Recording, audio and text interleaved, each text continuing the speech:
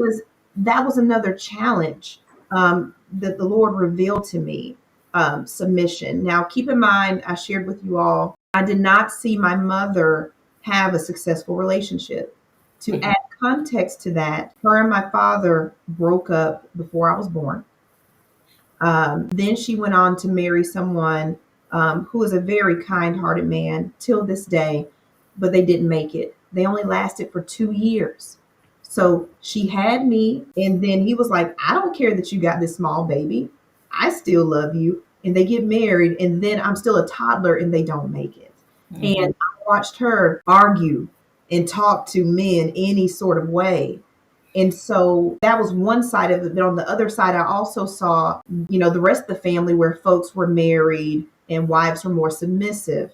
And it made me think about that. And so I pulled up, what is the definition of submission from a biblical perspective? And it says willingly yielding to the authority, guidance, or will of another.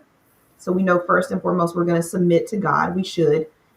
And then it says acting with humility and respect, aligning ourselves with God's order and purpose, surrendering one's will, desires, and authority to a higher power. And so, of course, we know that is the Lord, and placing oneself under the authority of another.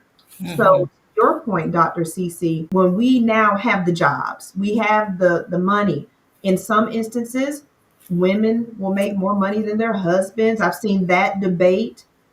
Society has changed. Women do not rely 100% on a man, but with that can come a lack of respect when you no longer have to look to them to be the sole provider. Mhm. Mhm. I will say that that wasn't my view, but I will say I had a submission issue because I wasn't always respectful to him in the way that I talked to him.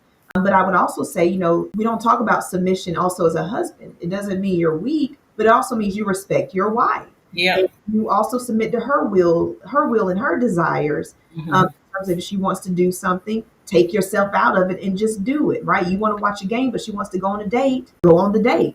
My husband and I, we've had these types of conversations. Uh, Yes.